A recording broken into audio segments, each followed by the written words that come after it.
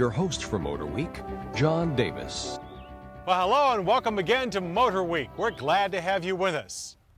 With sport utility sales burning up the charts, it's easy to see why every automaker wants to build one. They're popular and, more important, they're profitable. One result of this booming trend is a handful of capable sport utes springing forth from some fairly unusual sources. And one of those sources is BMW. And its entry into the fray is called the X5. But can a car company whose primary focus has been a line of cars designed to help you skillfully avoid potholes successfully change that focus and produce a vehicle designed to take you through them? They can if they take the same approach that made their road-hugging, pothole-dodging sedans and coupes such a great success. And as the folks at BMW are quick to point out, the all-new 2000 BMW X5 4.4i sports activity vehicle will also dodge that pothole, if you choose to, just about as well as any car. That's because, unlike many of its competitors, BMW pursued a more car-based approach when creating the new X5. And that meant forsaking the body-on-frame blueprint usually followed by SUV builders in favor of unibody construction, a design philosophy also shared by the popular Jeep Grand Cherokee and the Lexus RX 300. So this should in no way be considered a weakness. The X5's strong unibody and chassis structure maintains the same torsional rigidity as the 5 and 7 Series passenger cars due to the extensive use of high-strength steel, and the front and rear components of the robust four-wheel independent suspension are sorted out and held together by heavy-duty subframes.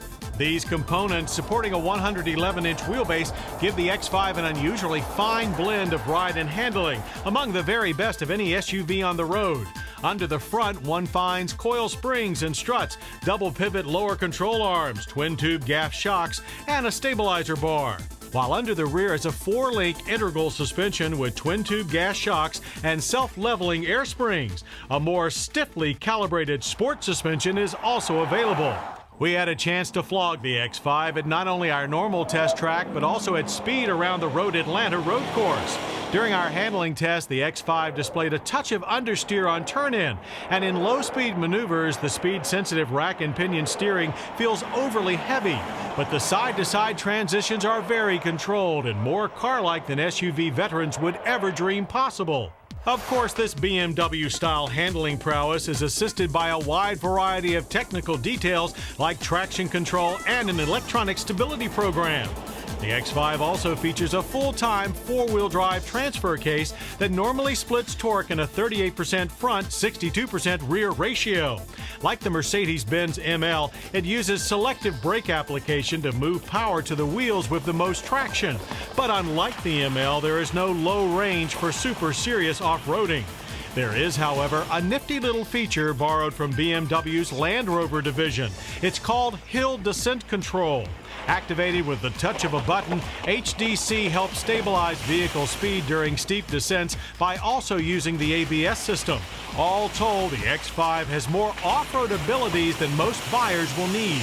The ABS system does a commendable job keeping the X5 4.4i stable under full braking, too.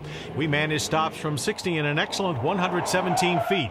That's with 13.1-inch vented disc up front, 12.8-inch solids at the rear.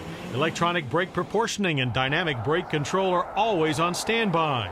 Also on constant alert is the 4.4-liter double overhead cam 32-valve V8 under the hood.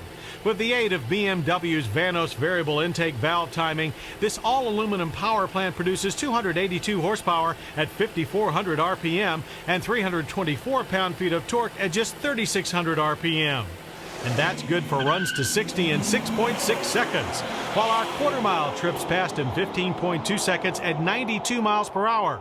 Not bad for a 4,828-pound truck that thinks it's a car. Our drivers love the X5's broad power band and the smooth 5-speed Steptronic transmission that allows for manual gear changes. A less potent 6-cylinder X5, the 3.0i, is due by summer. The current X5's exterior styling also gets high marks as it successfully treads the line between rough and ready and refinement. The front treatment with its signature twin kidney grille is unmistakably BMW, and its bulging lower body panels, along with the standard 18-inch wheels, 19-inch are optional, give the X5 a squat, muscular stance. But some think the X5 looks more like a muscular minivan than a sports 4x4. However, the twin exhaust tips protruding from under the bumper let everyone know the X5 is fully capable of backing up its aggressive swagger. A cumbersome two-piece tailgate, another Land Rover trait, allows access to the X5 seats up 16.1 cubic feet of cargo space. The 60-40 split rear seats can be folded to expand that capacity to 54.4 cubic feet.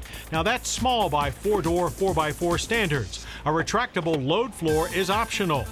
Up front in the cockpit, all the luxury and comfort usually associated with the BMW mark awaits you. Leather upholstery is standard, as are the 8- and 6-way power seats for the driver and passenger riding shotgun.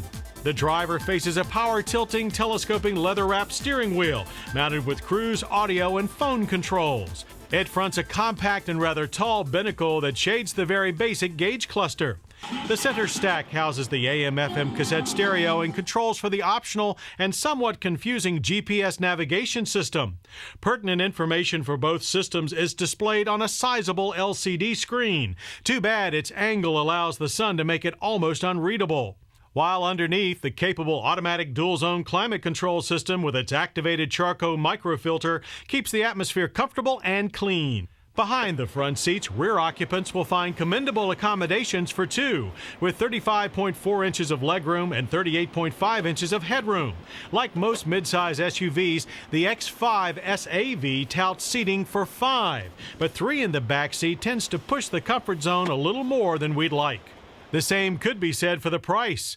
MSRP, including destination charges, is $49,970. That's about $5,000 more than the Mercedes ML430 without adding any options. Add a few of the X5 4.4i's desirable and pricey additions, and the top side of the $50,000 range approaches rapidly. But the BMW name has never been synonymous with inexpensive, and there's no reason to think that their entry into the very hot luxury SUV segment would command anything but a premium.